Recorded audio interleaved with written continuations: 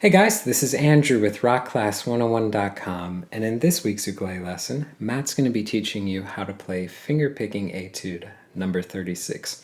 So the focus of this etude is on using a three-finger approach for fingerpicking. Now Matt's going to explain exactly what that means at the start of the lesson, so I want to go ahead and just talk for a second about our fingerpicking concepts course, which you can check out at this link. I'll also link it in the description box below. That course teaches you the same three-finger approach for fingerpicking that this performance tune uses, as well as a four-finger approach for fingerpicking and fingerpicking using just your thumb. So if you want to work on your right hand technique when it comes to fingerpicking and you want to learn multiple exercises for each approach plus multiple performance tunes for each approach, definitely check out that course. So let's go ahead and take a step back and let's talk about this arrangement. Now I get a chance to play through the entire piece, and I have to say that it's going to be best suited for those of you who are transitioning to the intermediate level. This is a solid beginner intermediate level piece. So if you've been wanting to work on something a little bit more challenging but not super duper hard, this is going to be a great etude to jump into. With that said, let's talk about the lesson, because in this video, Matt's going to be teaching you how to play the entire tune. But if you want to get the tabs to print off and follow along with, that's going to be available at this link right here, or you can go to the site rockclass101.com, do a search for Fingerpicking Etude number 36. Now also on that page will be the really cool interactive on-screen tab viewer. Now this is a great feature where you can hit play, you can watch the tab scroll across in real time, you can highlight bars to loop sections, slow it down to any speed you want. Just a great asset in learning this song that much easier. So without further ado, I'm going to go ahead and hand it off to Matt to teach you how to play this. Don't forget to grab the high G ukulele, and I'll catch you at the end of the video. Hello! In today's video, we're going to be learning Fingerpicking Etude number 36 using three-finger picking. Let's go and dive in. I'm going to talk a little bit about the technique, bringing the camera down and super close in. To use this technique, what we're going to do is place our thumb here on our C string, our index finger here on the E string, and our middle finger here on the A string. Now you'll notice that I have my index and middle fingers more perpendicular to the string, sort of behind the thumb. And this thumb is going to have the responsibility of the C string as well as the G string. The E and the A strings will always be covered by the index and the middle fingers, respectively. So bringing the camera back out, let's go ahead and start with melody A. This was a really fun tune to work out. It's going to use a lot of open strings with our high G ukulele. We're going to start with this F sus2 chord. To play this, we're going to take our index finger, place it here on the first fret of the E string, and our ring finger here on the third fret of the A string. Now we're going to do what's called an in and out pattern. We're going to play the open C with our thumb, one on the E with our index, open on the G with our thumb, and then we're going to play 3 on the A with our middle finger here. Then we're going to do a pull off. To do that, you're going to take this ring finger and you're going to physically pluck the string off to the open A. You're going to play open on the G, then 1 on the E, and 0 on the C. So that measure all in time sounds and looks something like this. 2 and 3 and 4 and... Going right into the next measure here, we're going to play this B flat major 7. Now, it's simpler than it sounds. All that you're going to do is leave your index finger here on the first fret of the E string. And then you're going to take your middle finger and place it here on the second fret of the C string. Now we're going to play our C, E, A on the 2, 1, and 0. Before moving on to the next chord here, which is going to be this C6, all that you do is take these two fingers and you move them up 2 frets. So you're at 4, 3, and 0. And we're going to pluck C, E, and A. So that measure, the second measure in time, sounds something like this. 2 and 3 and 4 and... And the two of these measures together sound something like this. 2 and 3 and 4 and...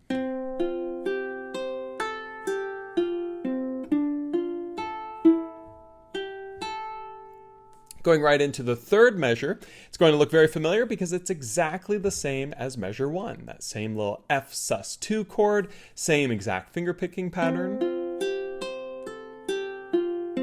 No problems there, right? But going into the fourth measure here, it's a little bit different. We're going to go to a C7 by taking our index finger, placing it here on the first fret of the A string. We're going to pluck that. Then we're going to do a pull off. Remember, when we do the pull off, we physically pluck the string with our fretting hand here. Then we play open on the G, open on the E, then open on the C, and finally open on the G. So measure 4 in time looks and sounds something like this. 2 and 3 and 4 and. And the two measures together of 3 and 4 should sound something like this. 2 and 3 and 4 and.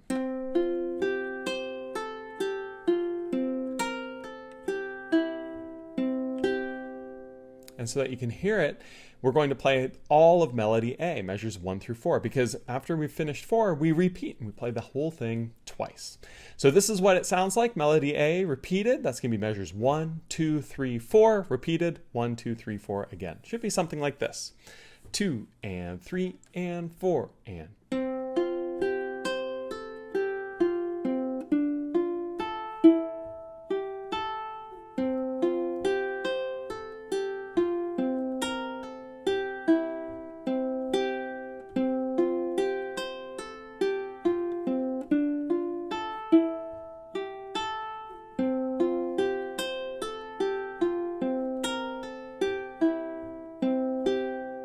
Pretty straightforward. Really using those open strings to create a really nice, vibrant sound.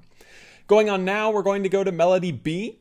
To start this, we're going to take our index finger and bar it across the 5th fret of the C, E, and A strings here, just across those 3 strings. This measure is pretty straightforward. We're going to play C, E, A, E, C, E. So you'll notice I'm just holding that 5 and playing straight across as I go through. Again, the finger picking pattern here, it's thumb, index, middle, index, thumb, index, all right? That thumb is always on the C string and the G string, index always on the E, and middle always on the A. So measure 5 in time sounds something like this. 2 and 3 and 4 and. Going into measure 6 now, we're going to take this bar and we're going to slide it down to 3, and then we're just going to add our middle finger here on the 4th fret of the C string. Now, it's important to keep this bar all the way across the 3rd fret of the C, E, and A. I know that it right now isn't needed because of this 4 on the C, but you'll see why in a moment. It makes the transition down this way easier, as well as the next thing. But just this, we're going to play the exact same pattern we did in the last measure, which is just C, E, A, E, C, E. Same rhythm, same thing that's being played, just now in this 4, 3, 3. And in time that sounds something like this. 2 and 3 and 4 and. And the pair of these should sound something like this. 2 and 3 and 4 and.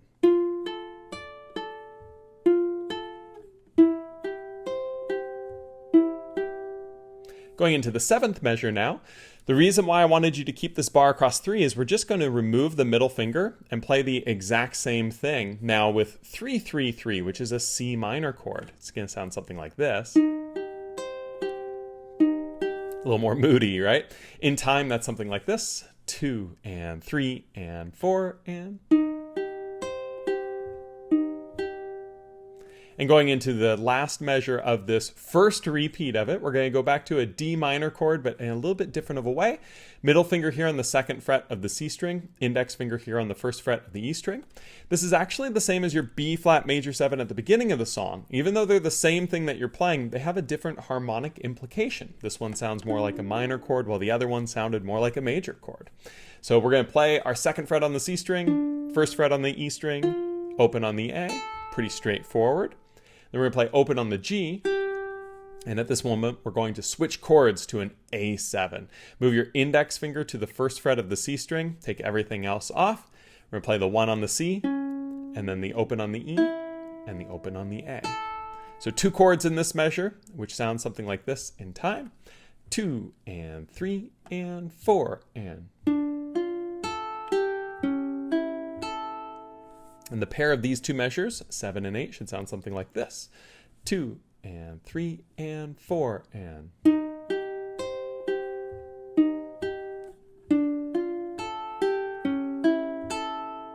And at this point, it actually repeats and goes back to measure 5 and to measure 6. But then instead of going on to measure 7, we go on to the second repeat here, which is on measure 9. And measure 9 is going to be played using that same little bar concept. So remember how I had you use that 4 bar with the, the 3 bar with the 4 on the middle finger on the C string?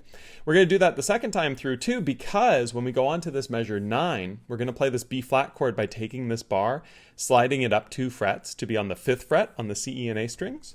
And then just take this middle finger and we're going to place it here on the 6th fret of the E string. So we have 5, 6, and 5 on the C, E, and A. We're going to do the same picking pattern we've been doing to this point, which is going to just be C, E, A, E, C, E. Kind of neat, right? In time, measure 9 sounds something like this. 2 and 3 and 4 and... Then going on to the 10th measure, we're going to play a C7 way up the fretboard, and there's a trick to this one. The trick is this middle finger. This middle finger is not going to move. It's going to stay right here on 6 of the E string, and the other fingers are going to move around it. What I like to do is take the index finger, move it up to 5 on the G string, take the ring finger, move it up to 7 on the C string, and then take the pinky finger and move it to 7 on the A string. Notice when I do this, my fingers all start tilting this way and kind of tilt towards my right shoulder. That's a really helpful thing to get comfortable, making sure the finger angle is going away like that, and that can help you squeeze that pinky in there. So I have 5, 7, 6, and 7 with, again, that middle finger staying the same between the 2 different chords. And once I've built this, I'm going to play the 7 on the C, 6 on the E, then the 5 on the G, then the 7 on the A to create that C7. And for the very last note, we're just going to take everything off and slide up to 10 on the A with the pinky finger there. So measure 10 in time should sound something like this. 2 and 3 and 4 and... And the 2 measures together, 9 and 10, should be something like this. 2 and 3 and 4 and...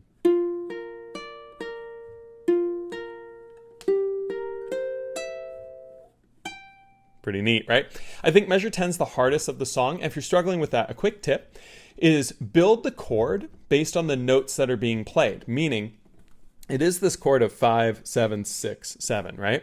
But the way that we need to build it should be based on the order that the notes are played. We start with the C string, then the E string, then the G string, then the A. Now the middle finger here on the E string stays the whole time, right?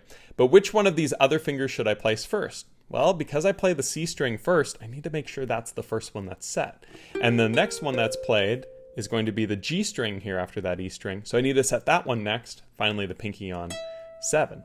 So practicing building the chord around the order can help give you more time to play it correctly. Pretty cool. So let's go ahead and hear this entire melody B section now. We're going to be playing measures 5, 6, 7, 8, which is our first repeat. And then we'll go through again, play 5, 6, and then skip on to 9 and 10 for that second repeat. Should sound something like this. 2 and 3 and 4 and...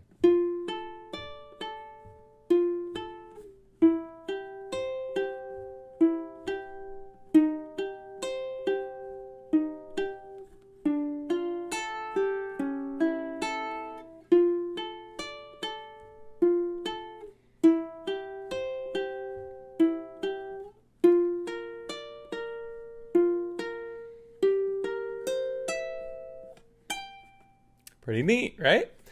Now at this point we go back to melody A, and it's pretty much the same thing that we played before. As we start on this C melody, which is again just melody A played again, we start with the same F sus2. That's exactly the same as the first measure, and then the next part here on 12, exactly the same as measure 2. So measures 11 and 12 exactly identical to 1 and 2. Should sound something like this in time. 2 and 3 and 4 and...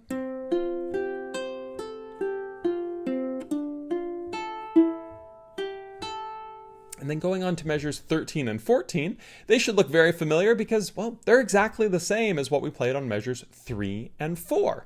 So that sounds something like this.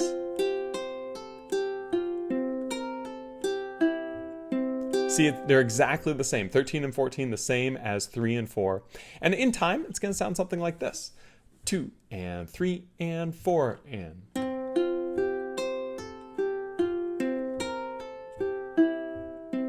And what's cool is we repeat just like we did before.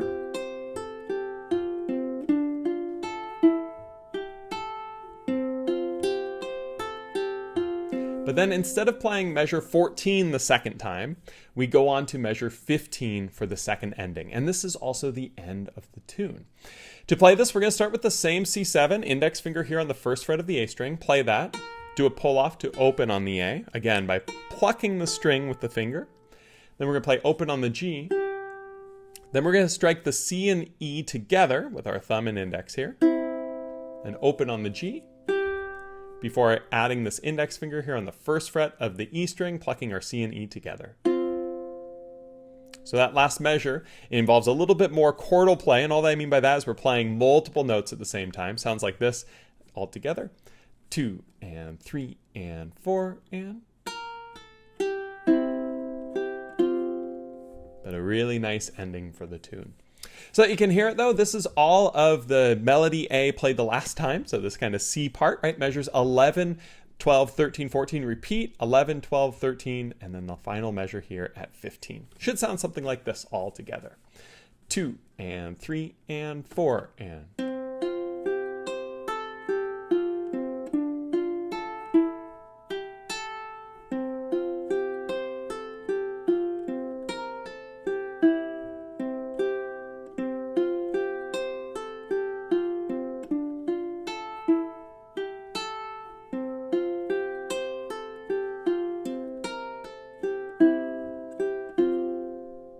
And there you have it. Bringing the camera back up. This is a really fun fingerpicking tune because it utilizes open strings to increase the resonance of everything. And I love doing that with the ukulele. It's a lot of fun to kind of noodle on these type of concepts because it just sounds so nice. So don't be afraid to make up your own parts of this tune too. Try to experiment with these chords a little bit and the progressions, see what you can make up and have a good time with it. It's a fun thing to play. As always, if you have any questions, feel free to leave them down in the comments below. I'll look forward to seeing you next time on the next lesson here on Rock Class 101. Thanks so much. Alright guys, so this week's ukulele lesson was a lot of fun. This is a great piece for working on that 3-finger approach for finger picking, and a really good one for those of you who are seasoned beginners that are wanting to do something just a little bit more challenging to level up to that intermediate level. Now, before we wrap up, I do want to give you a friendly reminder that if you did want to get the tabs to print off and keep for your records, that was available at this link right here, or you can go to the site rockclass101.com and do a search for Fingerpicking Etude number 36. Don't forget too that really cool interactive on-screen tab viewer is there, so you can literally hit play, watch the tab scroll across in real time, highlight bars, loop sections, slow it down, all that fun jazz. So guys, again, I hope you enjoyed learning this tune, and we'll catch you in the next one. Take care.